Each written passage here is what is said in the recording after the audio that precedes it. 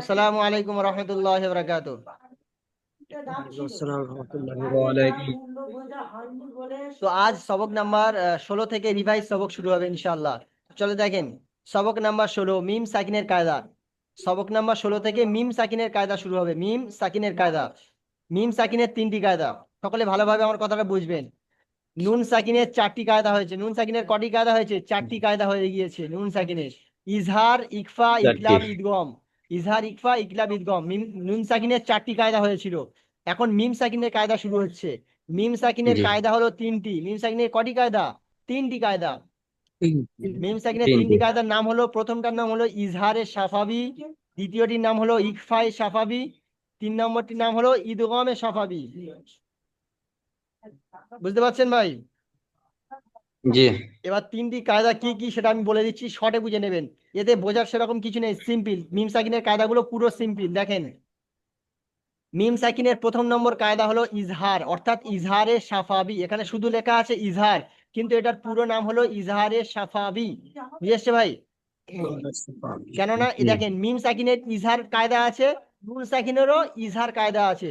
তাহলে ইজহার ইজহার গুলিয়ে যাবে। নাম ইজহার বললে দুটোর মধ্যে যে কোনো একটা হবে। সেই জন্য নুন সাকিনের ইজহারের নাম হলো হলো ইজহারে হালকি। নুন সাকিনের যে ইজহার আছে, ইজহার নামের যে কায়দাটা আছে, সেটার নাম হলো ইজহারে হালকি। বুঝে এসছে ভাই?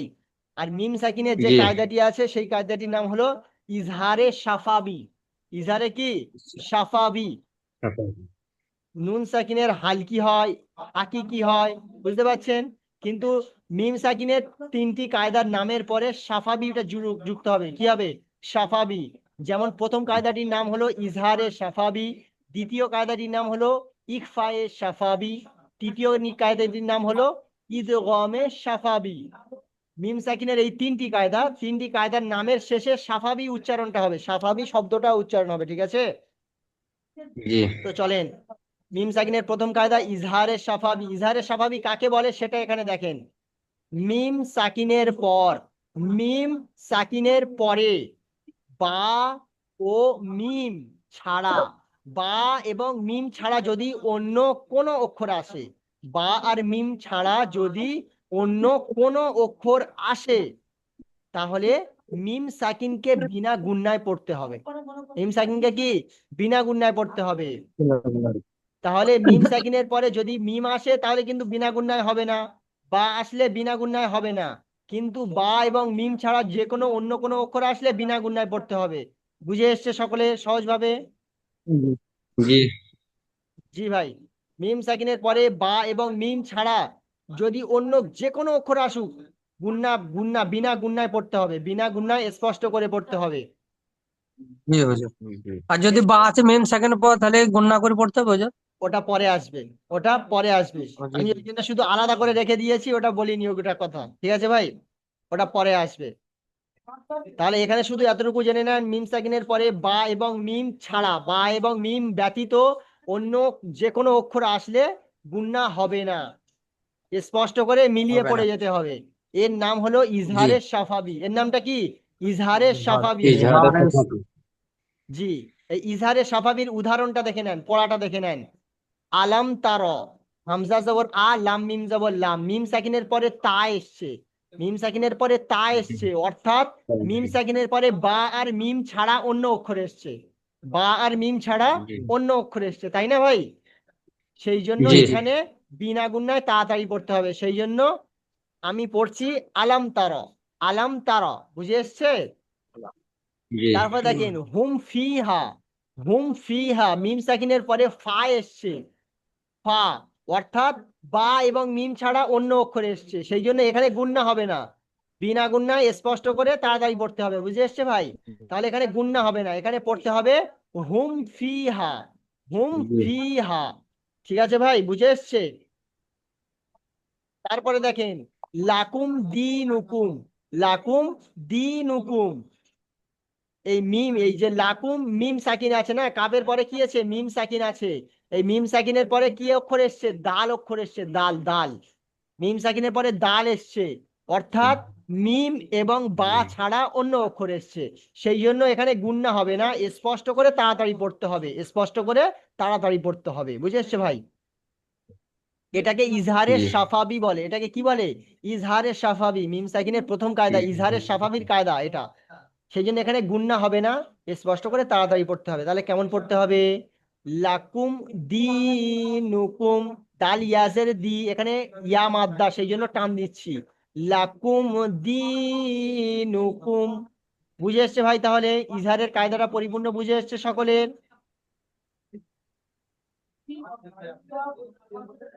ভাই ইজহারের কায়দাটা পরিপূর্ণ সকলের বুঝে এসছে তো? নেটওয়ার্কের প্রবলেম হচ্ছে হয়তো। আচ্ছা, তারপরেরটা দেখেন, তারপরে উদাহরণটা দেখেন। ইজহারের কায়দা হয়ে গেল।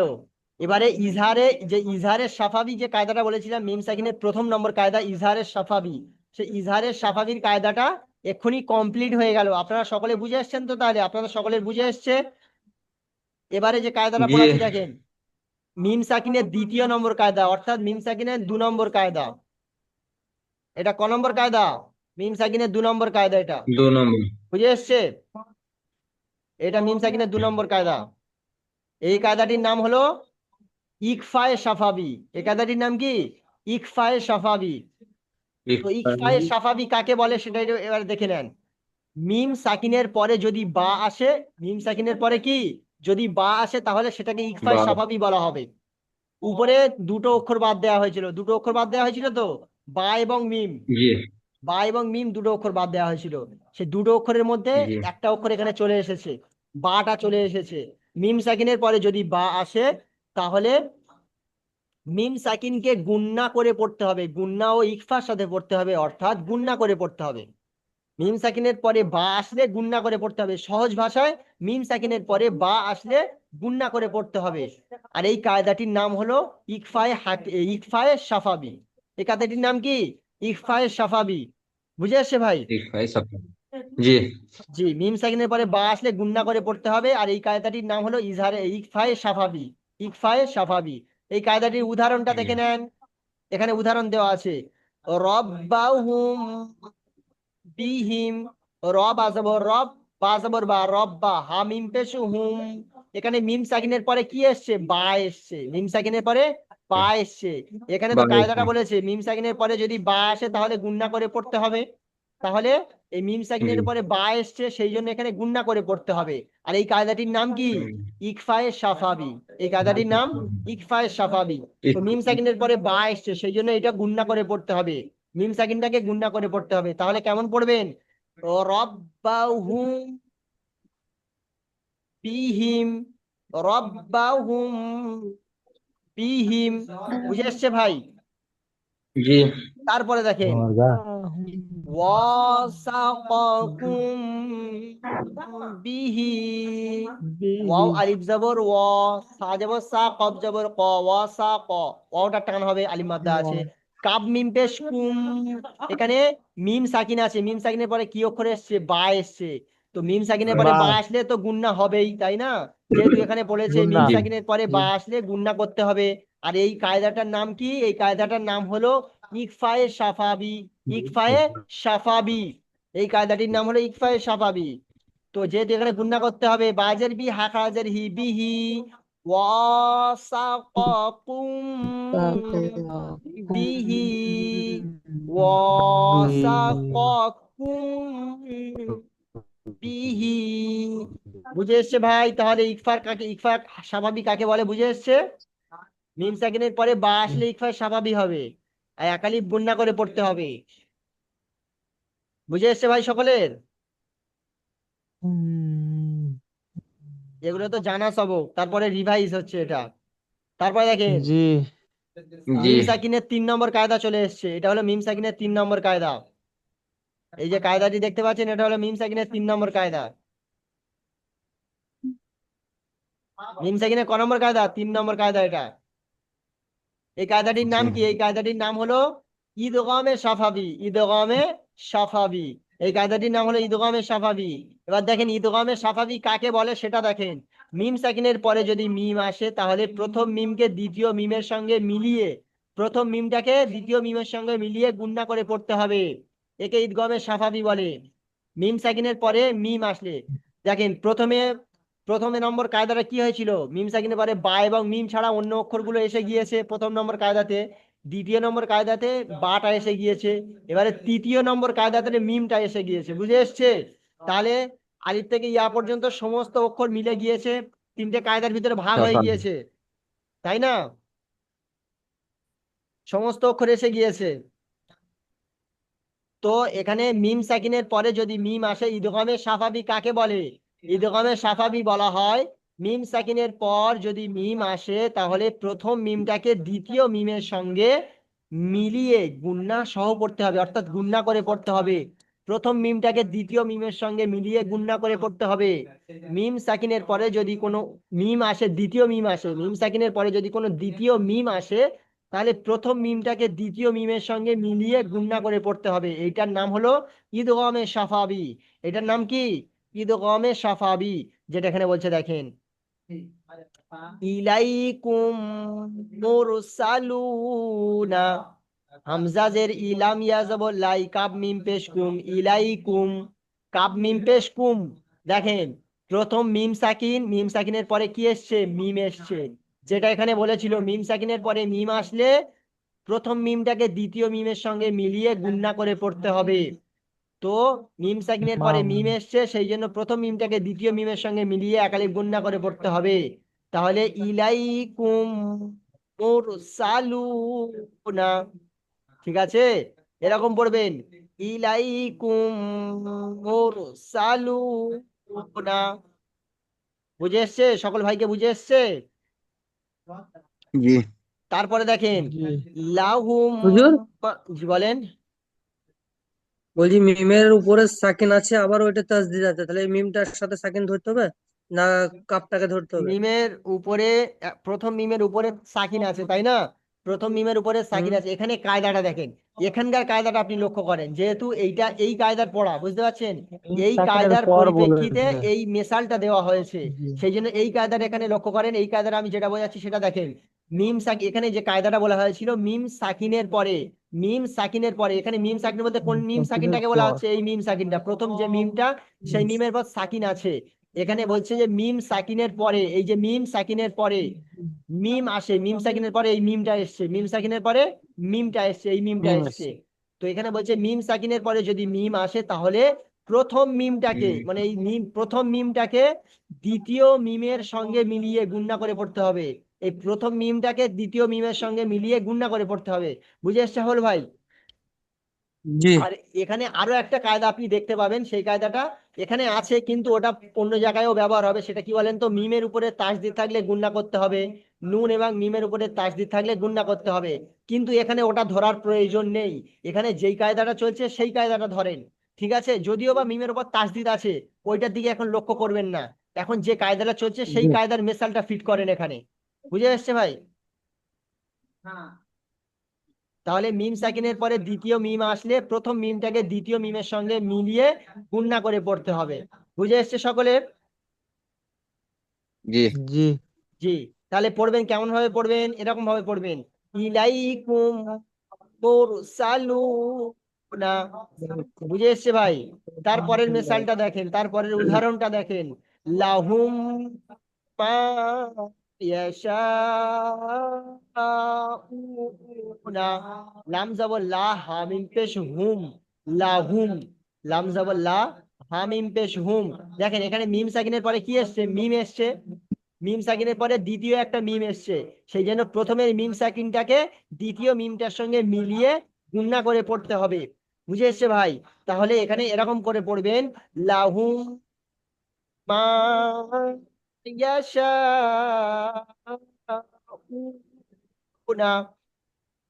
সিনের উপরে মাদ্দা আছে, মধ্যে মুত্তাসিল আছে, তাই না?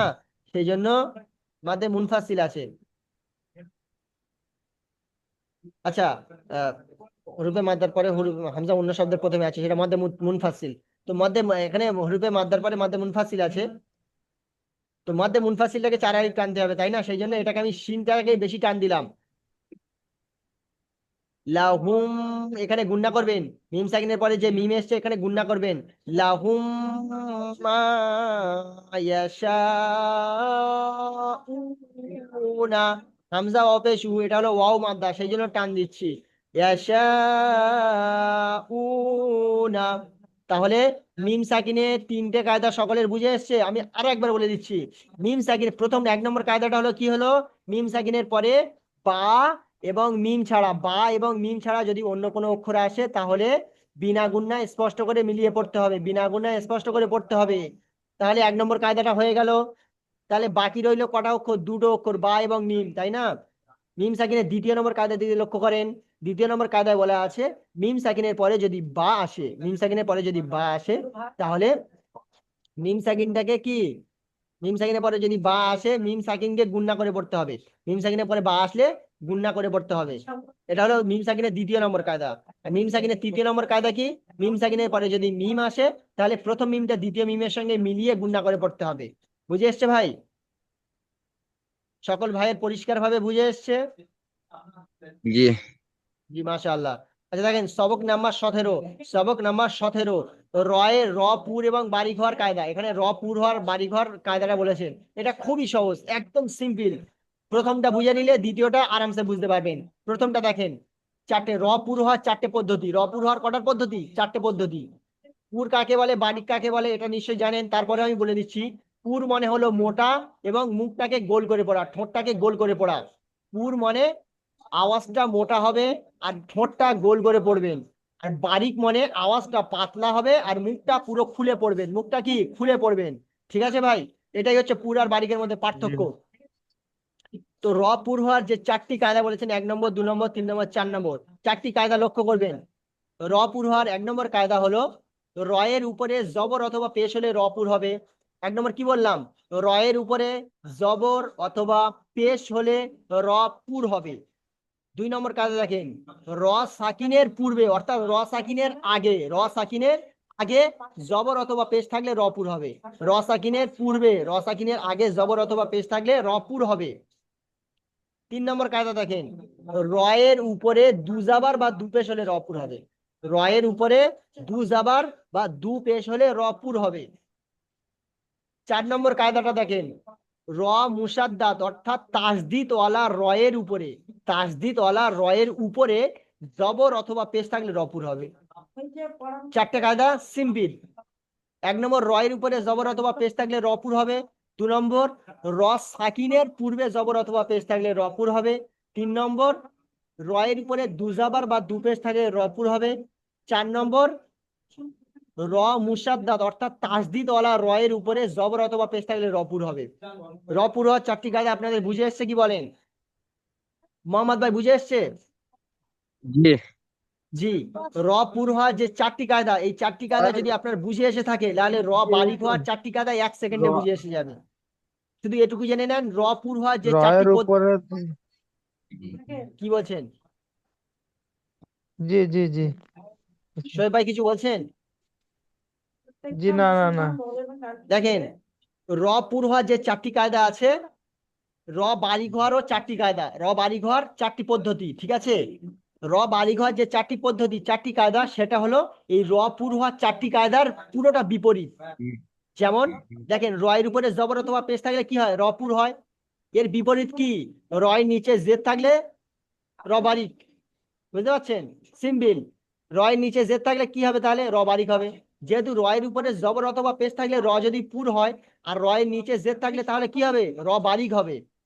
2 নম্বরটা দেখেন, র এর উপরে র সাকিনের পূর্বে জবর বা পেশ থাকলে রপুর হবে, তাই না? র সাকিনের পূর্বে জবর অথবা পেশ থাকলে রপুর হবে। এর বিপরীতটা কি? র সাকিনের পূর্বে জেদ থাকলে র বারিক হবে। যেহেতু র সাকিনের পূর্বে জবর আর পেশ থাকলে রপুর হচ্ছে, সে জায়গায় তাহলে জেদ থাকলে র বারিক হবে। 3 নম্বরটা দেখেন, 3 নম্বরটার বিপরীত হলো এটাই, র এর উপরে দু জাবার বা দু পেশ হলে রপুর হচ্ছে, সে জায়গায় র এর নিচে তাহলে দু জের হলে র বারিক হবে। এটা হলো এর বিপরীত। 4 নম্বরটা দেখেন, র মুসাদ্দাদ অর্থাৎ তাসদিদওয়ালা র এর উপরে জবর অথবা পেশ হলে রপুর হচ্ছে, সে জায়গায় তাসদিদওয়ালা র এর নিচে জের হলে র বারিক হবে। এটা হলো র বারিক হওয়ার কায়দাটা বলে দিলাম। যেহেতু র পুর হওয়ার কায়দাটা আপনাদের জানা আছে, র বারিক হওয়ার কায়দাটা আপনারা বুঝতে পারবেন। তারপরেও নিচে আসে দেখে নেন, র বারিক হওয়ার যে 4টি কায়দা নিচে আছে দেখে নেন। র বারিক হওয়ার 4টি কায়দা এখানে আছে দেখেন। 1 নম্বর কি বলেছিলাম? র এর নিচে জের হলে র বারিক হবে। কি বলেছিলাম? র এর নিচে জের হলে র বারিক হবে। 2 নম্বর র সাকিনের জি পূর্বে জের হলে র বারিক হবে। 2 নম্বর কি র সাকিনের পূর্বে জের হলে র বারিক হবে। 3 নম্বর র এর নিচে দুজের হলে র বারিক হবে। 3 নম্বর কি র এর নিচে দুজের আসলে র বারিক হবে।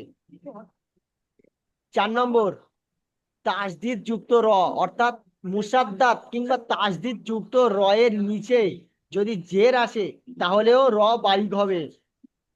এখানে কিছু উদাহরণ দেওয়া আছে, দেখেন কিছু উদাহরণ দেওয়া আছে। র বাররি কি আছে, বাররি।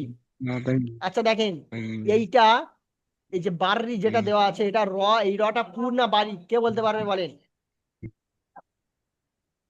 বাড়ি এটা বাড়ি বারিক, হবে। বারিক। যেহেতু র এর উপরে তাসদিদ আছে আর তাসদিদের নিচে কি আছে, জের আছে, সেই জন্য এটা বারিক। জের আছে। জি ভাই। জি তারপরে দেখেন বীররি, এটাও বারিক, বীররি এটাও বারিক, তাই না? আচ্ছা তুহাররিমু, তুহাররিমু এটাও বারিক, তুহাররিমু এটাও বারিক। তারপর দেখেন মুস্তামিরিন, মুস্তামিরিন এটাও বারিক। এখানে পুরের মেশাল একটাও দেয়নি, কি পুরের মেশাল একটাও তো দেয়নি, জি সবকটাই বারিক দিয়ে দিয়েছে। কিন্তু আপনাদের যেহেতু জেহেনে ঢুকে গিয়েছে এটাই যথেষ্ট। আপনারা সকলে বুঝতে পেরেছেন তো ভাই? জি জি আলহামদুলিল্লাহ। জি ভাই, শোয়েব ভাই আপনি কি বলছেন, বুঝতে পারেননি? জি আলহামদুলিল্লাহ। জি ভাই, আলহামদুলিল্লাহ, আমিও শুনে খুশি হলাম যে আমি আপনাদেরকে বোঝাতে পেরেছি ভাই। আল্লাহর কাছে অনেক শুকরিয়া। তো চলেন তাহলে পুর এবং এটা বারিকের, তখন অতটা বুঝতে পারছিলাম না, কিন্তু এখন বুঝতে এখানে পারছি। অনেক চেল্লামিল্লি হচ্ছে তো আমি আপনার কথাটা ঠিক শুনতে পাইনি এটা ভাই। একটু না কাঁচা রয়ে গেছিল। জি এই এই জিনিসটা না আমার একটু কাঁচা রয়ে গেছে বাড়িটা। এখন পরিষ্কারভাবে বুঝতে পারছি। এই জিনিসটা আপনার কাঁচা হয়ে গিয়েছিল। জি জি, এই বারিকটাই একটু মাথায় ঢুকছিল না, এখন পরিষ্কার হয়ে গেছে। জি ভাই আলহামদুলিল্লাহ, আল্লাহ অনেক শুকরিয়া যে আপনার মাথা ভুলে ভালো। গেছিলাম আর কি। জি ভাই। তো চলেন, টাইম খুবই শর্ট, যেহেতু পিছনে অনেক রিভাইজ সবক আছে, বুঝতে পারছেন? তো চলেন এগিয়ে যাই। তো চলেন আলিফ, আলিফের কায়দা এসছে দেখেন। আলিফ, আলিফ পুর, আলিফ পুর এবং বারিক হওয়ার কায়দা দেখেন। আমি আপনাদের প্রথমে বলেছিলাম পুর অক্ষর কটা, 7টা, পুর অক্ষর 7টা, বারিক অক্ষর কটা, 22টা, বারিক অক্ষর 22টা। এই 22টি অক্ষরের মধ্যে 3টি অক্ষর এমন আছে, সেই 3টি অক্ষর কখনো পুর হয় কখনো বারিক হয়। 3টি অক্ষর এমন আছে, 22টি অক্ষর বারিক অক্ষরের মধ্যে 3টি অক্ষর এরকম আছে যেটা কখনো পুর হয় কখনো বারিক হয়। সেই 3টি অক্ষরের মধ্যে 1 নম্বর হলো আলিফ। আলিফ কখনো পুর হয় এবং কখনো বারিক হয়। তো এখানে আলিফের কথাটা বলা হয়েছে। এই আলিফ কখন পুর হয় কখন বারিক হয় সেটা এখানে বলছে। সিম্পল জিনিস, আলিফের পূর্বে পুর অক্ষর আসলে আলিফ পুর হবে, আর আলিফের পূর্বে বারিক অক্ষর আসলে আলিফ বারিক হবে। সকলের বুঝে এসছে?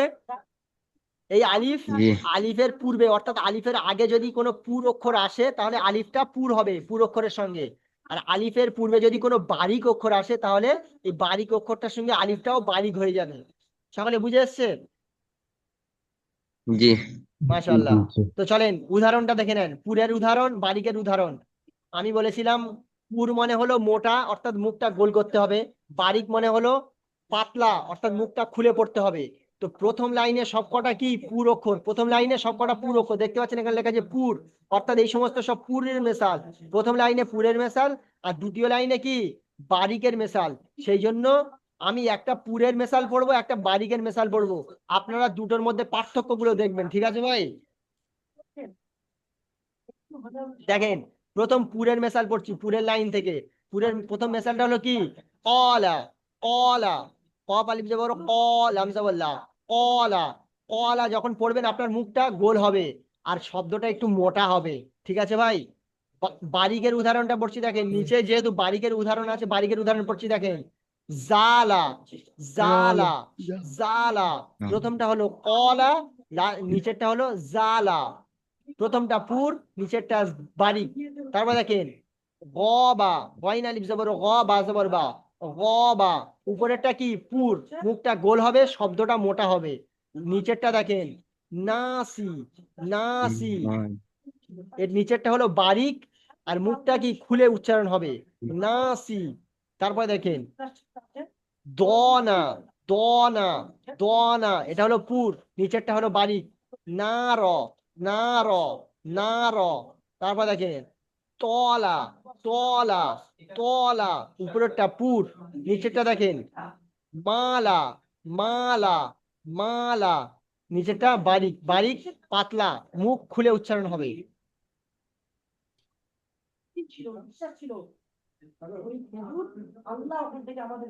এটা দেওয়া হবে।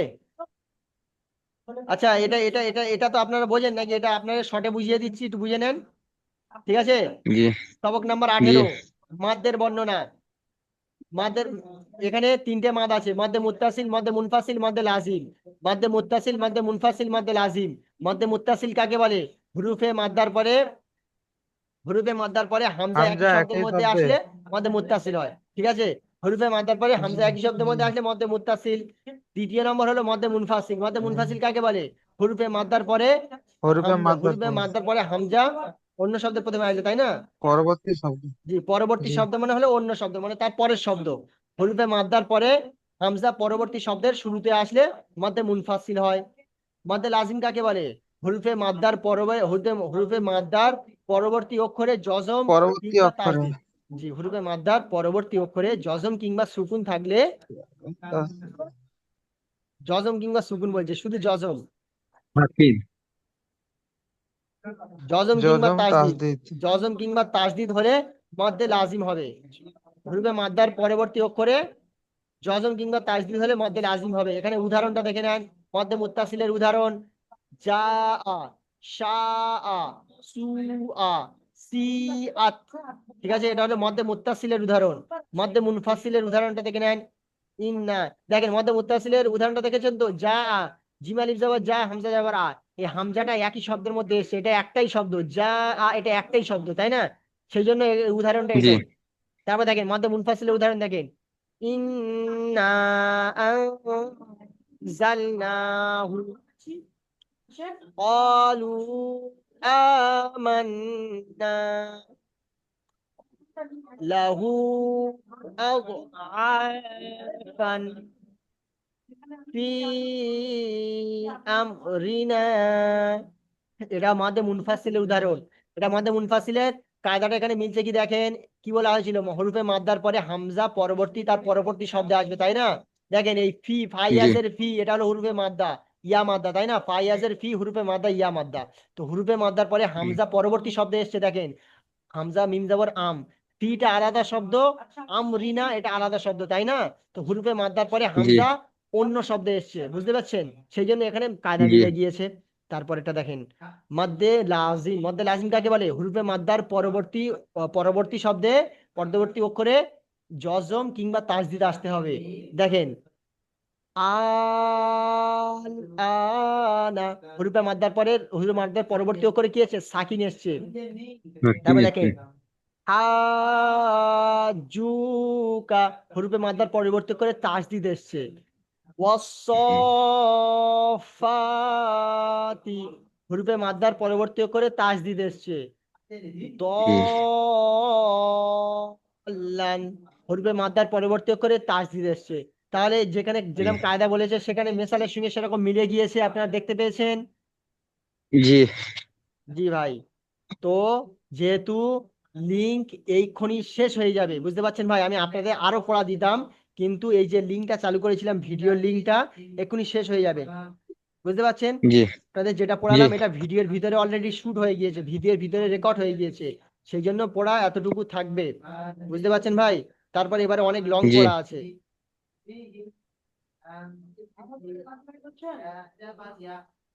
তাহলে ইনশাআল্লাহ 19 নম্বরের আগে পর্যন্ত পড়া দেয়া থাকবে, ঠিক আছে হাবল ভাই? কোনো অবজেকশন আছে? আমি দ্বিতীয় লিঙ্ক দেবো, দিয়ে আপনাদের পড়া শুনবো, ঠিক আছে ভাই? জি। তো তাহলে কত নম্বর সবক থেকে?